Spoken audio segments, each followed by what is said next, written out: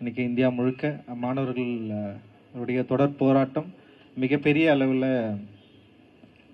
உருமாறி மக்களும் அவர்களோடு சேர்ந்து நிற்கிற ஒரு தருணத்தை நம்ம வந்து பார்த்துட்ருக்கோம். அண்ட் 2 நாளுக்கு முன்னாடி வெற்றிமாறன் சார் எனக்கு ஃபோன் பண்ணார். நம்ம எதுவும் பண்ணலையா ரஞ்சித்னு கேட்டார். அந்த வார்த்தை கூட ரொம்ப முக்கியமானதாக நான் நினைக்கிறேன். அண்டு இந்த போராட்டத்துக்கு மிக உந்துதலான முதல் குரலாக இயக்குனர் வெற்றிமாறன் இருந்தார். அவருக்கு இந்த மேடையில் நான் நன்றி தெரிவிச்சுக்கிறேன். அண்ட் அதே நேரத்தில் ஆக்டர் ரேவதி வந்திருந்தாங்க. அவங்களுமே வந்து நம்ம ஏதாவது பண்ணணும், நீங்கள் எதாவது பண்ணுறீங்களா, நாங்கள் உங்களோட சேர்ந்து நாங்கள் பண்ணுறோம் அப்படின்னு சொன்னாங்க.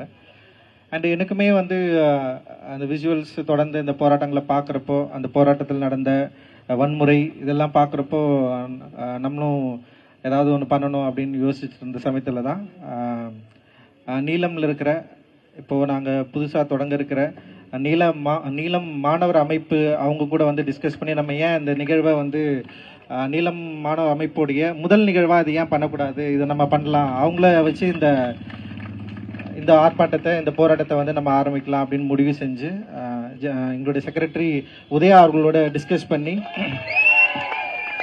அண்ட் தலைவர் ராஜசேகரன் அவர்களோட டிஸ்கஸ் பண்ணி தான் நாங்கள் வந்து இதை பண்ணோம். அண்ட் இது ரொம்ப சூப்பராக வாசுகி பாஸ்கர் தோழர் அவர்களும் புளியந்தோப்பு மோகன் அவர்களும் அற்புதமாக வழிநடத்தி, என்னது சத்யராஜ் தானே, ஆமாம், ஸோ வழிநடத்தி ஒரு மிகப்பெரிய ஒரு வெற்றியாக இந்த போராட்டம் நடந்துகிட்ருக்கு. அண்டு இந்த போராட்டத்துக்கு அழைச்ச நிறைய பேரை வந்து நாங்கள் பெருசாக அழைக்கல, வெறும் மெசேஜ் மட்டும் தான் பண்ணேன். அந்த மெசேஜை கேட்டு நடிகர் சத்யராஜ் அவர்கள் வந்து ஒரு காணொலி நமக்காக வந்து ஒரு வீடியோ எடுத்து நமக்காக போட்டு அதன் மூலமாக அவர் வந்து சப்போர்ட் பண்ணார். ஸோ இங்கே டெஃபினட்டாக ஒரு முக்கியமான விஷயத்துக்காக மக்களுடைய போராட்டத்துக்காக இறங்கி நம்ம நிற்கிறப்போ நம்ம மேலே சுமத்தப்படுற பொய்யான குற்றச்சாட்டுகள் மறைந்து போகும் அப்படின்ற ஒரு பெரிய நம்பிக்கை இருக்குது. அண்ட் பாபா அம்பேத்கருடைய அந்த இக்னோர் பாலிசியை தான் நான் பொதுவாக ஃபாலோ பண்ணுவேன். எல்லாருக்கும் நிரூபிச்சுட்டு இருக்கிறது வந்து என்னுடைய வேலை இல்லைன்னு நான் நினைப்பேன். அண்ட் பாபா அம்பேத்கரும் அதுதான் எனக்கு சொல்லி கொடுத்துருக்காரு. ஏன்னா நிரூபிக்கிறது இருக்குல்ல, யார்கிட்ட எப்போ என்ன, நான் யாரு, நீ எந்த பக்கம் நிற்கிற, நீ என் பக்கம் நிற்கிறியா, என்னுடைய குரலில் நீ எப்போ பேசுவ, இப்படி நீ பேசு, இன்னும் எத்தனை காலம் நீங்கள் டைரக்ட் பண்ணிட்டு போகிறீங்கன்னு எனக்கு தெரியவே இல்லை. ஆக்சுவலி நாங்கள் நின்னாச்சு, முன்னாடி வந்து பேசியாச்சு, இதுதான் எங்களுடைய குரல்னு சொல்லியாச்சு. இதற்கு பிறகு வந்து நீங்கள் விரும்புகிற மொழியை நான் தேர்ந்தெடுக்கணும்னு திருப்பி வந்து என்கிட்ட கேட்டுகிட்டே இருக்கிறது வந்து உங்களுடைய தோல்வியாக தான் இருக்கும் அப்படின்னு நான் நினைக்கிறேன். தயவு செஞ்சு முயற்சி செஞ்சு தோல்வி அடையாதீங்க. ஸோ எல்லாமே நிறைய விஷயங்கள் இருக்குது. இன்றைக்கி இப்போது கரப்பான் பூச்சி அமைப்பு வந்து மிக முக்கியமான ஒரு ரெவல்யூஷனரியான ஒரு மூமெண்ட்டாக நான் வந்து பார்க்குறேன். கிட்டத்தட்ட வந்து ஒரு என்ன சொல்கிறது, ஒரு சட்டையராக ஒரு பேர் வச்சு, ஏன்னா நம்மளை வந்து விமர்சிக்கிற ஒரு உயர்த்த நீதிமன்றம் வந்து நீதிபதி வந்து மிக மோசமாக விமர்சிக்கிறாரு. அந்த விமர்சனன்ற பேர்லேயே வந்து ஒரு அமைப்பை உருவாக்கி இத்தனை திரளான இளைஞர்களை உருவாக்க முடியுன்ற ஒரு நம்பிக்கை இருக்குல்ல, அது ரொம்ப முக்கியமானதாக நான் வந்து பார்க்குறேன். குறிப்பாக இன்றைக்கி ஜென்சி இளைஞர்கள் மேலே மிக முக்கியமான ஒரு குற்றச்சாட்டு இருக்குது. அவர்கள் ரொம்ப விளையாட்டுத்தனமாக இருக்கிறாங்க, அவர்கள் அரசியல் நிலைப்பாடற்று இருக்கிறார்கள், அவர்கள் வந்து அரசியல் அறிவு இல்லாமல் இருக்கிறாங்க, குறிப்பாக தற்கொலைகள் அப்படின்னு நிறைய விஷயங்கள் இருக்குன்னு வச்சுங்களேன். இதில் எனக்கு நிறைய முரண்பாடு இருக்குது. நம்ம அவங்களை எப்படி சரியாக அரசியல் படுத்தி வளர்த்தெடுக்கிறோம் அப்படின்றது தான் ரொம்ப முக்கியமானதாக நான் வந்து பார்க்குறேன். பட் அவங்களை அரசியல் படுத்தாத அந்த பிரச்சனைனால தான் கிட்டத்தட்ட 10 ஆண்டுகளாக நீட்டுக்காக பல பேரை இழந்தும் நம்ம இதை தீவிரமாக ஒரு போராட்ட வடிவமாக மாற்றாமல் இருக்கிறோம் அப்படின்னு நான் நினைக்கிறேன். நான் ஒவ்வொரு முறையும் அனிதாவை போல ஏதோ ஒரு குழந்தை இறக்குறப்போ அனிதாவுக்காக நம்ம வந்து ரோட்டில் நின்னுமே, அனிதாவுக்காக நம்ம வந்து பேசணுமே, அனிதாவுக்கு அப்புறம் பிரதீபாவுக்கு அப்புறம் நிறைய பேர் இறந்தாங்களே, இன்னும் இறந்துட்டே இருக்காங்களே. அப்போ போன ஆட்சி வந்தப்போ வந்து இன்னும் நிறைய பேர் அப்படியே இறந்துட்டே இருக்கிறப்ப வந்து வெறும் அறிக்கைகளாகவும் இது வந்து மாறிடும், இல்லை இது மாறாது. இப்போ கிட்டத்தட்ட இந்த ஆட்சி வந்தாச்சு, திரும்பவும் அதே அதிகார வர்க்கங்கள் என்ன சொல்கிறாங்கன்னா, திருப்பி நம்மக்கிட்ட பவர் இல்லை, திருப்பி வந்து நாங்கள் வந்து இன்னொருத்தர்கிட்ட தான் வந்து போய் நிற்க வேண்டிய தேவை இருக்குது. இதை அப்படி நம்ம தொடர்ந்து பார்த்துக்கிட்டே இருக்கிறப்ப வந்து ஒரு பெரிய ஒரு சலிப்பும் ஒரு விரக்தி மனப்பான்மையும் தான் தொடர்ந்து நம்மக்கிட்ட இருக்கிறத நம்மளால ஈஸியாக அண்டர்ஸ்டாண்ட் பண்ணிக்க முடியுது. நம்மளால எதுவுமே பண்ண முடியலையே அப்படின்றது இருக்குல்ல. இப்போ நான் மட்டும் இல்லை, இப்போ இன்னைக்கு வந்து கரப்பான் பூச்சி அமைப்பு அவங்க ஒரு தூண்டிருக்காங்க. அந்த தூண்டுதல் வந்து இன்னைக்கு இந்தியா முழுக்க உருவானதுனால நாமமும் அவங்க கூட சேர்ந்து நம்ம நிற்கணும்ன்றதுக்காக இன்னைக்கு ஒரு ஸ்டேஜில் வந்து நிற்கிறோம். ஆனால் இத்தனை ஆண்டு காலம் அதே பிரச்சனை நம்ம கிட்ட வாக்குறுதி கொடுத்த அதே அரசியல் கட்சிகள் அப்படியே வேற வேற முகமெல்லாம் மாறி நிக்கிறத நம்மளால வந்து பார்க்க முடியுது. ஆனா நமக்குள்ள இருக்கிற அந்த போராட்ட உணர்வும் ஒரு போராட்ட எண்ணமும் ஒரு இடத்துல மழுங்கியும் இன்னொரு இடத்துல வந்து கொஞ்சம் வெளிப்படைத்தன்மையும் இன்னும் வந்து இப்போ ஒரு மூமெண்ட் வந்து இப்போ பயங்கரமா போராட்டிட்டு இருக்காங்க. அதுக்கு மக்களுடைய ஆதரவு அதிகமாக இருக்கிறதுனால இப்போ நம்ம வந்து இங்கே வந்து கூடியிருக்கிறத நம்ம வந்து பார்க்கறத வந்து கிட்டத்தட்ட ஒரு அயற்சியாக தான் இருக்கு. காரணம் என்னன்னா, எனக்கு அந்த கரப்பான் பூச்சி அமைப்புடைய அந்த நிறுவனரை வந்து வரப்போ பாஸ் அம்பேத்கர் போட்டோ எடுத்துட்டு வருவார் வெளியே வரப்போ. எனக்கு ஆனால் பயம்தான் இருந்தது ஆக்சுவலி. ஏன்னா பாஸ் அம்பேத்கர் பேர் சொன்னாலே அவன் ஒரு காஸ்ட்னு சொல்லி அவன் வந்து ஒரு தலித், அவன் ஒரு ஜாதிக்கு அவன் அது அப்படிதான் அவன் பேசுவான், அவன் வந்து அம்பேத்கரிஸ்ட், அவன் ஒரு எக்ஸ்ட்ரீமிஸ்ட், அவன் வந்து காஸ்ட் ஐடியாலஜி உள்ளவன் அப்படின்னு அவரையும் பேசிடுவாங்களோன்னு ஒரு பயம் இருந்தது எனக்கு. அவர் வந்து அந்த டெல்லியில் போராட்டத்தில் உட்கார்றப்போ ஃபர்ஸ்ட் வந்து கம்மியாக தான் கூட்டம் இருந்தது. அந்த கூட்டத்தை பார்த்தவொடனே எனக்கு இன்னும் பயம் இருந்தது. இவர் வந்து வெளிநாட்டில் படிச்சிருக்காரு, ஒரு நல்ல உயர்கல்வியை பெற்றிருக்காரு. அங்கிருந்து வந்து எந்த நம்பிக்கையில் வந்து எந்த மக்களை நம்பி பாஸ் அம்பேத்கருடைய புகைப்படத்தை உயர்த்தி இவர் ஒரு போராட்டத்தை முன்னெடுக்கிறாரு. இவர் முழங்குகிற அந்த ஜெய்பீம் உண்மையிலேயே இந்தியாவுக்கான ஒரு முழக்கமா இருக்குன்னு எனக்கு தெரியும். இங்க இருக்கிற மக்களுக்கு தெரியுமா? உண்மையிலேயே இங்க இருக்கிற மக்கள் அந்த ஜெய்பீம்ன்ற முழக்கத்தை எப்படி ஏற்றுக்கொண்டார்கள் ஆரம்பத்தில்? இப்ப நான் வந்து ஆரம்பத்தில் ஜெய்பீம் அப்படின்னு சொல்றப்போ எள்ளி நகையாடவர்கள் நிறைய பேர், குறிப்பா இங்க இருக்கிற முற்போக்கு அமைப்புகளே ஜெய்பீம்ன்ற வார்த்தையை ரொம்ப கிண்டலா பேசினாங்க. அது ஒரு வடமொழி சொல்லுன்னு கூட சொன்னாங்க. இன்னைக்கு கூட ஒருத்தர் எழுதியிருந்தார், அம்பேத்கர் வாழ்கன்னு பேச ஏன் ஜெய்பீம்னு சொல்ற. இன்னும் அந்த பயம் இருக்குல்ல, அந்த பதட்டம் இருக்குல்ல, யார் இதை முன்னிட்டு நிறுத்துறது? ஒரு தலித் வந்து ஜெய்பீம் என்ற வார்த்தையோடு முன்னெடுத்து நிறுத்துறது இந்த போராட்டத்தை வந்து வெற்றிகரமாக செயல்பட வைக்குமான்ற பயம் எனக்கு அடிப்படையில் உருவாச்சு.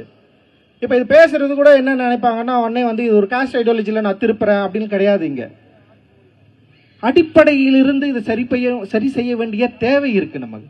புரட்சியாளர் பாபா அம்பேத்கர் இந்த இந்தியாவை ஒட்டுமொத்த இந்தியாவாக எல்லாருக்குமான இந்தியாவாக கனவு கண்டவர். அவர் எப்படி ஒரு சாதிக்கான ஒரு குறிப்பிட்ட ஒரு அமைப்புக்கான தலைவராக இருக்க முடியும்? அந்த ஜெய்பீம் என்ற ஒரு சொல் எப்படி வந்து ஒரு சாதிக்கான ஒரு அடையாளமா மாறிட முடியும்? ஆனா அடையாளமா மாறி இருக்கிறது யார்? மாற்றுறது யாரு? நான் சொல்றதுனால, நான் எங்கிருந்து வந்ததுனால அந்த வார்த்தை ஒரு சாதிக்கான அடையாளமா மாறி போயிருக்கு. அந்த பயம் அந்த சகோதரர் சொல்றப்போ அவரை பாஸ் அம்பேத்கர் புத்தகத்தை ஏந்தி வரப்போ எனக்கு இருந்தது. ஆனா இன்னைக்கு அந்த பயம் நீங்கி இருக்கு. அந்த பயம் நீங்கி திரளான யங்ஸ்டர்ஸ் எவ்வளோ பேர் பயங்கரமா படிச்சவங்கல இருந்து சின்ன பசங்கள்ல இருந்து அவ்வளோ பேர் அந்த மூமெண்ட்டுக்கு வந்து சப்போர்ட் பண்ணி போராடுறது. குறிப்பா எல்லா இந்தியாவில எல்லா மட்டங்களிலும் வந்து போராட்டம் தீவிரம் அடைஞ்சிருக்கு. அவருடைய உறுதியான நிலைப்பாடு இன்னைக்கு வந்து நிருபர்கள் அவர்கிட்ட கேள்வி கேட்கிறப்ப வந்து ஏன் மற்ற அரசியல் கட்சிகள் எங்களுக்கு சப்போர்ட் பண்ணக்கூடாதுன்னு கேட்கிறாரு அவரு. அந்த அரசியல் கட்சிகளுக்காக தான் நான் போராடுறேன். அப்போ ஒரு நிருபர் கேட்கிறாங்க, நீங்க வந்து போராடுறீங்க, ஆனா நிறைய அரசியல் கட்சிகள் உங்களை இன்ஃபுளுன்ஸ் பண்ணி அவங்களுடைய கொள்கை திட்டங்களை செயல்படுத்துவதற்கு உங்களை பயன்படுத்திக்கிறாங்கன்னு சொல்றப்ப பயங்கரமான கோபம் வருது அவருக்கு. ஏன் அவங்க எங்க கூட நிக்க கூடாது? அவர்களுக்காக தான் நாங்க போராடுறோம். ஸோ இந்த போராட்டம் அப்படின்றது வந்து ஒரு அவருக்காக மட்டும் இல்லை, இந்த ஒட்டுமொத்த இந்தியாவுக்குமானது. அது ஜெய்பீம்ன்ற முழக்கத்திலிருந்து உருவாகிறப்போ உண்மையிலேயே பெரிய ஒரு நம்பிக்கை பிறக்குது. அந்த நம்பிக்கை இந்தியா முழுக்க வந்து உருவாக வேண்டிய தேவை இருக்கு. இன்னைக்கு பாசிச பாஜக பயப்படுற ஒரே ஆள் பாபா சாஹேப் அம்பேத்கர் மட்டும்தான், வேற யாருமே கிடையாது. பாஜக அம்பேத்கரை பார்த்து பயப்படுகிறது, புரட்சியாளர் பாபா சாஹேப் பார்த்து பயப்படுது. எப்படியாவது அவரை வந்து என்ன பண்ணுது, கேப்சர் பண்ண ட்ரை பண்றான். பல கட்டுக்கதைகளை உருவாக்குறான். பாபா அம்பேத்கருக்கு சிலையை உருவாக்குறான். இல்ல தலித்துகளுக்கு வந்து அதிகாரத்தில் பங்கு கொடுக்கிறது. ஸோ இதனாலலாம் தலித்துகள் இல்ல வந்து பாபா அம்பேத்கர்வாதிகள் வந்து அதை நம்பி போயிடுவாங்களா? கிடையாது. ஸோ புரட்சிக்கான ஒரு வடிவமா பாபா அம்பேத்கர் மாறி இருக்கிறது. குறிப்பா சிஜேபி அமைப்பினர் அந்த ஸ்லோகனை ஒவ்வொரு முறையும் சொல்றப்பவும் அது கூட சேர்ந்து எண்ணற்ற மக்கள் தங்களுடைய சாதியை மறந்து மதத்தை மறந்து பாபா அம்பேத்கர் முழக்கத்தை முழங்குறப்போ உண்மையிலேயே எனக்கு இந்தியன்ற பெருமை இப்பதான் கிடைக்குது. I never felt being Indian. நான் என்னைக்குமே நான் இந்தியனா உணர்ந்ததே கிடையாது. என் ஊர்க்காரனா நான் உணர்ந்ததே கிடையாது. நான் ஒரு தமிழனா என்னால ஃபீல் பண்ணதே கிடையாது. பண்ண முடிஞ்சதே கிடையாது என்னால. ஒவ்வொரு முறையும் நான் வந்து ரிஜெக்ட் பண்ணப்பட்டிருக்கேன், நிராகரிக்கப்பட்டிருக்கிறேன் சாதியின் பெறால. ஸ்கூல்ல டீச்சர் கிட்ட வந்து நெருங்குறப்போ இருக்கிற பதட்டம் இருக்கும்ல, அந்த பதட்டத்தை வந்து என்னுடைய சக நண்பன் அனுபவிச்சதே கிடையாது. அப்போ இதை நான் வந்து ஓவர் கம் பண்ணி வரதுக்கே இவ்வளவு நாள் ஆச்சு. கிட்டத்தட்ட ஒரு 43 வயது இருக்குது எனக்கு. இன்னைக்கு வரைக்கும் எனக்கு அந்த பிரச்சனை தொடர்ந்துட்டே இருக்கு. ஒவ்வொருத்தரையும் பார்க்குறப்ப இவன் எதனால இப்படி இருக்கான், இவனுக்கு என்ன பிரச்சனை இருக்கும், அவன் வந்து அம்பேத்கர் புக்கு வச்சுட்டு இருக்கானே, அவனை ஏதாவது ஜாதின்னு சொல்றாங்களோ, அவனை வந்து காலி பண்றாங்களோ, அவ்வளோ பயம். ஸோ அந்த பயம் நீங்கிய ஒரு பொழுதாக, அந்த பயம் நீங்கிய ஒரு காலமாக, அந்த பயம் நீங்கி நானும் இந்தியன் தான், நானும் உங்களோடு நிற்கிறேன், நானும் வந்து உங்களில் ஒருவன் தான், நீங்களும் நானும் ஒன்று தான், நம்ம எல்லாரும் சேர்ந்து இங்கே இருக்கிற அநீதிக்கு எதிராக போராட வேண்டும் அப்படின்றது இருக்குல்ல, அந்த ஃபீலிங் இருக்குல்ல, ஃபர்ஸ்ட் டைமா எனக்கு கிடைச்சிருக்கு இன்னைக்கு. ஆக்சுவலி அது வந்து ரொம்ப முக்கியமானதா நான் வந்து பார்க்குறேன். அது சிஜேபியோடைய போராட்டத்தின் வடித்தின் மூலமாக இங்க இருக்கிற யங்ஸ்டர்ஸ், இந்த கல்வி அமைப்பில் இருக்கிற இன்இக்வாலிட்டியை ஃபர்ஸ்ட் டைமா வந்து ஃபீல் பண்ணியிருக்கான். நான்லாம் வந்து எப்பவே ஃபீல் பண்ணிட்டேன், இந்த கல்வி எனக்கு ஏன் வந்து ஈக்குவலா இல்லை, ஈவன் வந்து பிரைவேசேஷனே எனக்கு ஈக்குவலா இல்லை, எதுவுமே என்ன வந்து சமமா பார்த்ததே இல்லை, இங்க இருக்கிற மக்களை சமமா பார்த்ததே இல்லை, பொருளாதார ரீதியாகவும் மத ரீதியாகவும் சாதி ரீதியாகவும் வந்து இங்க வந்து ஒரு மேல் பள்ளமா தான் இன்னைக்கு இருந்துட்டே இருக்கு. ஈக்குவாலிட்டியே இல்லை இங்க. இப்பதான் இங்க இருக்கிற யங்ஸ்டர்ஸ் நீட்ல நடந்த முறைகேடுகளுக்கு எதிராக போராட ஆரம்பித்து இருக்கிறார்கள். அந்த முறைகேடுகளுக்கு எதிராக போராட ஆரம்பிக்கிறப்ப பாபாசாஹிப் அப்படின்றவருடைய வடிவத்தை முன்னிறுத்தி போராடுகிறார்கள். அந்த வடிவம் இங்க இருக்கிற இன்இக்வாலிட்டியை கேள்வி கட்ட வடிவம். ஸோ அந்த இன்இக்வாலிட்டியை புரிந்து கொள்ளக்கூடிய ஒரு ஸ்பேஸ் இன்னைக்கு உருவாயிருக்கிறதா நான் வந்து பார்க்குறேன். நாம இதை பயன்படுத்திக்கிட்டு இந்த ஸ்பேஸை, இங்க இருக்கிற இன்இக்வாலிட்டியை எப்படி நம்ம பிரேக் பண்ணலாம். நீட்ல எப்படி இன்இக்வாலிட்டி இருக்கு, ரொம்ப அநியாயமான ஒரு மோசமான ஒரு முறை தான் நீட் முறை. ரொம்ப ரொம்ப கொடுமையானது. இப்போ நீங்க சாதி அடிப்படையில் இடஒதுக்கீடை பத்தி நிறைய பேர் விமர்சனம் பண்ணுவாங்க. கம்மியான மார்க் எடுத்துட்டு அவனும் வந்து உள்ள வந்துடுறான், நாங்க வந்து நிறைய மார்க் எடுத்துட்டு எங்களுக்கு சீட்டு கிடைக்கல, நாங்க வெளியே இருக்கிறோம் அப்படின்னு சொல்றாங்கல்ல. நீட் ரொம்ப கம்மியான மார்க் எடுத்து உள்ள போனவன் தான் எக்கச்சக்கம். அது உங்களுக்கு தெரியுமா தெரியாதா? அது இதை எதிர்த்து நீங்க ஏன் கேள்வியே கேட்கல? 120 மார்க் எடுத்தவன் இன்னைக்கு வந்து டாக்டரா படிச்சுட்டு இருக்கிறான், பணம் இருக்கிறதுனால. யாராவது கேள்வி கேட்டீங்களா? இங்க இருக்கிற மாணவர்கள், தலித்துகள் வந்து ரிசர்வேஷன் மூலமாக படிக்கிறாங்க அப்படின்றத காலங்காலமா சொல்லிட்டே இருக்கிறீங்கல்ல. நேற்று கூட ஒரு தோழர் வந்து பேசினாரு, தமிழகத்தில் வந்து இடஒதுக்கீடு இருந்ததுனால தான் மலமல்லீரல் கூட வந்து இங்க வந்து டாக்டரா படிக்க முடிஞ்சதெல்லாம் சொன்னாரு. நீ டாக்டர் ஆனதை பத்தி எப்ப பேச போற? மலம் அல்லவன் டாக்டர் ஆனதை பத்தி நீ பேசுறல்ல. நீயே ஒரு மிகவும் பிற்பட்ட சமூகத்திலிருந்து வந்திருக்கிற, உனக்கு இடஒதுக்கீடு மூலமா தான் டாக்டர் வேலையே கிடைச்சிருக்கு, டாக்டர் படிப்பே கிடைச்சிருக்கு. நீ எப்ப அதை பத்தி பேச போற? ஒவ்வொரு முறையும் தலித்துகள் தான் இடஒதுக்கீடு மூலமா உள்ள வந்துட்டான். எவ்வளவு மோசமான ஒரு குற்றச்சாட்டு, ரொம்ப கவலையா இருக்கு. எப்ப இதை வந்து நம்ம பேச போறோம்? அப்படி இருக்கிற பட்சத்துல தான் 120 மார்க் 200 மார்க் எடுத்த நீட்ல எடுத்த மாணவர்கள் இன்னைக்கு வந்து மருத்துவராக படிச்சுட்டு இருக்காங்க. காரணம் பணம். அப்ப மிக குறைந்த மதிப்பெண் பெற்று பண வசதி இருந்தா நீட்ல கல்வி கற்க முடியும்ன்ற ஒரு அநியாயத்தை செய்யறப்போ நம்ம ஏன் அதை தட்டி கேட்கல? ஏன்னா இங்க வந்து வர்க்க ரீதியான அந்த இன்இக்வாலிட்டியை வந்து நம்ம சரியா அண்டர்ஸ்டாண்ட் பண்ணிக்கவே இல்லை. ஸோ இவ்வளவு முரண்கள் இருக்கு. இன்னைக்கு மாணவர்கள் இதை சரியா புரிஞ்சுக்கிட்டு இந்த நீட்டுக்கு எதிராக போராட ஆரம்பிச்சிருக்கிறத நான் முழு மனதோட வரவேற்கிறேன். அதே நேரத்தில் நீட்டை ஒழிக்கணுன்றது வந்து தமிழகத்திலிருந்து இருந்த மிக முக்கியமான குரல், தமிழ்நாட்டிலிருந்து இருந்த மிக முக்கியமான குரல். அந்த குரலை இந்தியா முழுக்க பரப்ப வேண்டிய தேவை நமக்கு இருக்கு. இதை நம்ம அவங்க கிட்ட சொல்ல வேண்டியது இருக்கு. இன்னைக்கு ரேவதி மேம் கேட்குறப்ப கூட வந்து எனக்கு இந்த போராட்டத்தில் வர்றதுல எனக்கு விருப்பம் தான், ஆனால் நீட் ஏன் வேணான்றீங்கன்னு கேட்டாங்க. நான் சொன்னேன், நீட் அடிப்படையில் வந்து ரொம்ப அநியாயமானது, சமத்துவத்துக்கு எதிரானது. ஸோ நம்ம அது வந்து முற்றிலும் ஒழிக்கப்பட வேண்டிய ஒரு கல்வி அமைப்பு முறை அப்படின்னு சொன்னவொடனே அவங்க கொஞ்சம் ரியலைஸ் பண்ணாங்க. ஓகே, எனக்கு சில விஷயங்கள் புரியுது, ரொம்ப நன்றி. ஆனால் அவங்க அந்த அளவுக்கு புரிஞ்சுக்கிட்டாங்களா இல்லையான்னு தெரியல. என்னால் முடிஞ்ச அளவுக்கு நான் வந்து அவங்கள வந்து புரிய வச்சேன். ஸோ இப்படி இருக்கிற பட்சத்தில் தான் இந்த போராட்டம் அப்படின்றது வந்து மாணவர்கள் கையில் எடுக்கிறாங்க. ரொம்ப மோசமான ஒடுக்குதலை நம்ம வந்து பார்க்குறோம். பிஜேபி ஒடுக்கும், நான் வந்து ஒத்துக்கிறேன். தமிழக அரசு ஏன் ஒடுக்கணும்?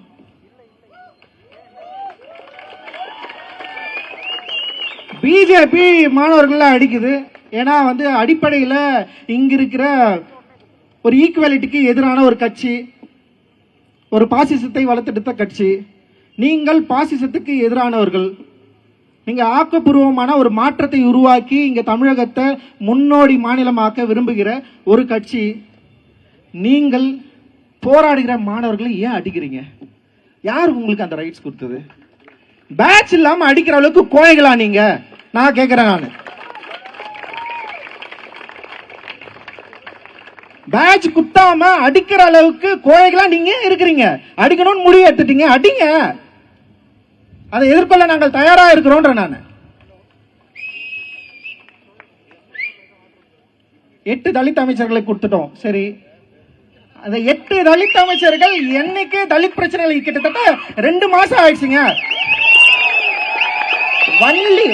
அதாவது வன்னியரசு தோழரை தவிர மீது 7 தலித் அமைச்சர்கள் என்னைக்காவது தலித் பிரச்சனை பத்தி பேசியிருக்காங்க?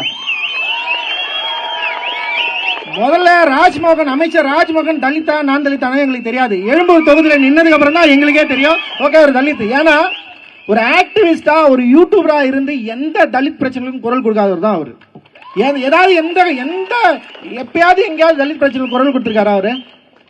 ஆம்சாங் அண்ணா படுகொலைக்கு சில வீடியோக்கள் வந்து போட்டிருக்காரு அவரு. மற்றபடி என்னைக்கும் தலித்துகளோட பிரச்சனை கூட நின்னதே கிடையாது. அவர் அமைச்சர் ஆனானா ஆகல, எனக்கு புரியவே இல்லை எங்களுக்கு. அதை நீங்க பாருங்க, உங்க கட்சியில அவரை நீங்கள் அமைச்சர் ஆக்கி கொள்ளுங்கள், நல்ல விஷயம். நீங்க ஒரு தலித் ரெப்ரசன்டேட்டிவ் கொடுத்துன்னு சொல்லிக்கோங்க. ஆனா அது மாற்றம் கிடையாது. இப்ப வன்னியரசு தோழர் மாதிரி அவருக்கு பவர் கிடைச்சவனே அவரால் சில விஷயங்களை செய்யறாருல்ல, உண்மையிலே நாங்கள் பாராட்டுகிறோம். நேரடியாவே வன்னியரசு தோழருக்கும் எனக்கும் நிறைய முரண் இருக்கு, நான் இல்லைன்னு சொல்ல. ஆனா வன்னியரசு தோழருடைய அமைச்சர் வன்னியரசு தோழருடைய நடவடிக்கைகளை பார்த்து நான் வியந்தேன். உண்மையிலே மகிழ்ச்சி. அவருக்கு இந்த மேடையில நான் பாராட்ட கடமைப்பட்டிருக்கிறேன். ஆனா தாவக்கவுடைய மற்ற 7 தலித் அமைச்சர்கள் என்ன செஞ்சீங்க? அம்பேத்கர் சிலை கால் மேல கால் போட்டு உட்கார்ந்து சேலம் மாவட்டத்தில் அம்பேத்கர் சிலையே திறக்க முடியல. ஏன் திறக்கல? 15 பேர் அடிச்சு ரிமாண்ட் பண்ணி வச்சிருக்கான். கொடூரமா கொலை வழக்கு கேஸ் போட்டிருக்கான். நாங்க போய் உதயா தலைமையில அங்க போயிட்டு வந்து பேசுறாங்க. ஆனா இன்னைக்கு வரைக்கும் ஒரு ரெஸ்பான்ஸ் இல்ல. நாங்க என்ன கேட்கிறோம்னா, அரசு விழாவாக பாஸ் அம்பேத்கர் சிலையை திறங்குற 6 வருஷத்துக்கு முன்னாடி அனுமதி பெற்ற அம்பேத்கர் சிலை கால் மேல கால் பட ஒரே காரணத்துக்காக இன்னும் திறக்க முடியாம இருக்கு. பாஸ் அம்பேத்கர் உங்களுடைய கொள்கை தலைவர் தானே? பாபா சாஹேப் அம்பேத்கர் கொள்கை தலைவராக இருக்கிறப்போ அவருடைய சிலையை ஏன் திறக்க கூடாது? நீங்களே போய் திறந்து வைக்கலாமே. உங்களுடைய கொள்கை தலைவரை மக்கள் ஒரு சாதி ரீதியாக பாக்குறாங்க, அவரை வந்து பெரிய பெரிய தகடு போட்டு வந்து மறைக்கிறாங்க. உங்களுக்கு கோவம் வரணுமா வரக்கூடாதா? உங்களுக்கு கோவம் வரல. 7 தலித் அமைச்சர்களுக்கு கோவம் வந்ததா? வரல. அப்போ நாங்க சொல்றோம், அந்த 7 தலித் அமைச்சர்கள் எங்களுடைய ரெப்ரசன்டேட்டிவ் கிடையாது. நாங்கள் அங்கே போராடுகிறோம். இன்னும் கூட நீங்க வந்து இப்பதான் புதுசா ஆட்சிக்கு வந்திருக்கிறீங்க, கிரேஸ் டைம் இருக்கு, ஓகே எடுத்துக்கோங்க, இன்னும் எவ்வளவு நாள் எடுத்துக்கிறீங்க எடுத்துக்கோங்க. நாங்க என்ன கேட்கிறோம்னா, வாங்க உங்களுடைய தலைமையிலேயே சேலம் மாவட்டத்தில் இருக்கிற பாபா அம்பேத்கர் சிலையை நம்ம வந்து திறப்போம், ஒரு பெரிய அரசு விழாவாக கொண்டாடுவோம். கைது செய்யப்பட்ட 15 அப்பாவி மக்களை தயவு செய்து விடுதலை செய்யுங்க. அவங்க மேல இருக்கிற கொலை வழக்க உடனே வந்து அதுல இருந்து விடுவீங்க. அவங்கள வாய்ப்பு இருக்கானா? கிடையாது. ஏன்னா இந்த அரசு என்பது அதிகாரிகளோட அரசு, அமைச்சர்களுடைய அரசு எல்லாம் கிடையாது, அதிகாரிகளுடைய அரசா தான் செயல்படுது. அதிகாரிகள் மிக மூர்க்கமாக அதே பழைய ட்ரெடிஷனலான ஸ்டைல் அப்படியே பண்ணிருக்காங்க. ஒரு ஜாதி பிரச்சனைனா 2 பேரையும் வந்து தடுத்து நிக்கிறது. புரியல, இது இன்னும் எவ்வளவு காலம் தொடரப்போகுது? யாரை நாங்கள் எதிர்பார்த்து கொண்டிருக்கிறோம்? இன்னும் யாருக்கு எதிர்பார்த்து எங்களை ஓட்டை செலுத்திக் கொண்டே இருக்கிறோம். சோ இப்படி இருக்கிற சூழல்ல தான் இன்னைக்கு நீட்டுக்காக போராடுற இங்க இருக்கிற யங்ஸ்டர்ஸ், இங்க இருக்கிற எஸ்எஃப்ஐ முற்போக்கு மாணவர்கள் இயக்கத்தில் இருக்கிற தோழர்கள் நிறைய பேர் அடி வாங்குறத பாக்குறப்ப வந்து உண்மையிலேயே அந்த வீடியோக்களை வந்து இங்க இருக்கிற முதல்வர் பார்க்கலையா?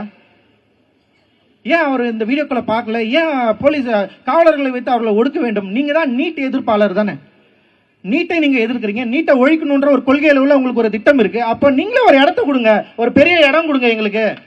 மாணவர்கள் போராடட்டும், அறவழிகள் போராடட்டும், மாணவர்களோட குரலுக்கு வந்து செய்தி கொடுங்க. இதுதான் இந்த நிகழ்வோட மிக முக்கியமான கோரிக்கையா நாங்க வைக்கிறோம். மாணவர்களுக்கு போராடுவதற்கான ஒரு இடத்தை அரசே நிர்ணயித்து கொடுங்க. அப்படி கொடுக்கறப்ப உங்களோடு சேர்ந்து நாங்களும் போராடுகிறோம். உங்களோடு சேர்ந்து நாங்கள் கனவு கண்ட அந்த நீட்டை முற்றிலுமாக ஒழிக்கலாம். வாங்க முதல்வர் அவர்களே. அனுமதிலாம் எல்லாமே டிக்கெட் பண்ணிக்கலாம்.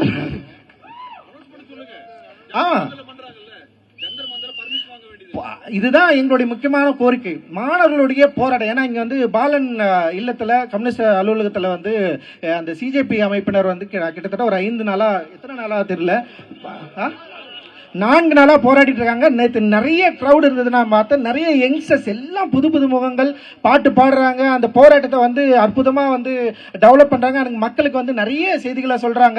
அவங்களுடைய போராட்டத்தின் மூலமாக, அந்த அறவழியில போராடுறது மூலமாக நிறைய யங்ஸ்டர்ஸ் வந்து அங்க சேரதை நம்மளால வந்து பார்க்க முடியுது.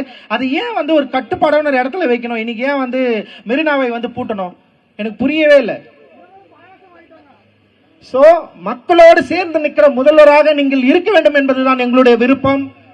மாணவர்களோடு சேர்ந்து நிற்க வேண்டிய முதல்வராக இருப்பதுதான் எங்களுடைய விருப்பம். நீங்கள் விரும்பிய நீட் ஒழிப்பை எங்களோடு சேர்ந்து களம் கண்டு போராட அனுமதித்து நீங்கள் இதை முன்னெடுத்து நீட்டை முற்றிலுமாக ஒழிக்க வேண்டும் அப்படின்ற வேண்டுகோள் தான் எங்களுக்கு வந்து ரொம்ப அவசியமானதா நாங்கள் வந்து இங்க பாக்குறோம். அண்ட் இன்னொரு இடத்துல வந்து எப்பவுமே ஆட்சியாளர்கள் அதிகாரத்தில் வந்தவனே என்ன பண்றாங்கன்றது தான் இங்கேயும் இருக்கிறதா நான் வந்து பார்க்குறேன். ஏற்கனவே இருந்த அரசும் பவர் வந்ததுக்கு அப்புறம் வந்து அதை அந்த பவரை இழக்காம இருக்கிறதுக்காக என்ன காம்ப்ரமைஸ் பண்ண முடியுமோ அதை பண்ணாங்க. அதே தான் இங்கேயும் நடந்துட்டு இருக்குது. ஸோ இங்க வந்து என்னன்னா, ஆட்சி ஆரம்பிச்ச உடனே பாஸ் அம்பேத்கர் சிலையை திறக்க முடியலன்னா என்ன காரணம் சொல்லுங்க பார்க்கலாம். வேற ஒன்றும் கிடையாது. சாதியாளர்களுக்கு அவங்க வந்து பயப்படுறாங்க. நீங்க போயிட்டு திறந்து வச்சுட்டீங்கன்னா ஆப்போசிட் காஸ்ட் வந்து இவங்களை வந்து பழிக்கும். ஆப்போசிட் காஸ்ட் ஒரு பிரச்சனை பண்ணும். இல்லைன்னா இப்போ வர ஓட்டு இருக்கலாம், உள்ளாட்சி மன்ற ஓட்டு இருக்கலாம், அவங்களுக்கு ஓட்டு விழாது. அவங்களாம் ஓட்டு விழாது, நம்ம வந்து அதிகாரத்தை இழந்துருவோம். ஸோ அதிகாரத்தை தக்க வைத்துக் கொள்வதற்கு இந்த காம்ப்ரமைஸ் தேவை. சாதி ரீதியான, மத ரீதியான, வர்க்க ரீதியான, பொருளாதார ரீதியான காம்ப்ரமைஸோடு தான் நாங்க இயங்குவோம்னு நீங்க சொல்ல வரீங்களா அப்படின்றதுதான் என்னுடைய ஒரு கேள்வி. ஸோ இந்த கேள்வியோட எங்களுடைய போராட்டத்துக்கு, மாணவர்களோட போராட்டத்துக்கு நீங்கள் செவி சாய்க்க வேண்டும். ஒரு நிரந்தரமாக இல்லை இந்த நீட் பிரச்சனையை இந்திய அளவு மாணவர்களும் சேர்ந்து ஒரு தீர்க்கமாக ரொம்ப வீரியமாக போராட, அறவழியில் போராட, அவர்களுக்கான ஒரு பாதுகாப்பான ஒரு போராட்ட வழிமுறையோடு கூடிய ஒரு இடத்தை நீங்கள் வந்து தேர்ந்தெடுத்து கொடுக்கணும். அண்ட் அதே நேரத்தில் உங்களுடைய நீட் எதிர்ப்பு என்பது வெறும் சொல்லாக, வெறும் பேச்சாக, வெறும் எழுத்தாக இல்லாமல் எங்களோடு சேர்ந்து நீங்களும் கூட இருந்து போராடி இதை நாம் வந்து வென்றெடுக்க வேண்டும். அந்த வென்றெடுத்துல தான் நம்முடைய யங்ஸ்டருடைய எதிர்காலம் இருக்கு. ஸோ அந்த எதிர்காலத்தை இன்னைக்கு பாபா அம்பேத்கருடைய ஜெய்பீம் என்ற முழக்கத்தோடு ஆரம்பித்து இன்னைக்கு வந்து இந்தியா முழுக்க வந்து ஒரு பெரிய ஒரு பாய்ச்சலை நிகழ்த்தி கொண்டிருக்கிற சிஜேபி அமைப்போடு நாம் கூட நிற்பதில் எங்களுக்கு பெருமை. நீங்களும் எங்களோடு கூட நில்லுங்கள். இங்க இருக்கிற வந்திருக்க எல்லா தோழர்களுக்கும் என்னுடைய நன்றி. நான் பெரிதும் மதிக்கிற என்னுடைய இயக்குநர்கள், சக தோழர்கள் நிறைய பேர் வந்து இங்க இருக்காங்க. அவங்க கொடுத்த சப்போர்ட், அந்த இந்த ஒரு ஷார்ட் டைம்ல இவ்வளோ பேர் வந்து திரண்டது இந்த அமைப்புக்கு வந்து ஒரு பெரிய ஒரு கூடுதல் நம்பிக்கை இருக்குது.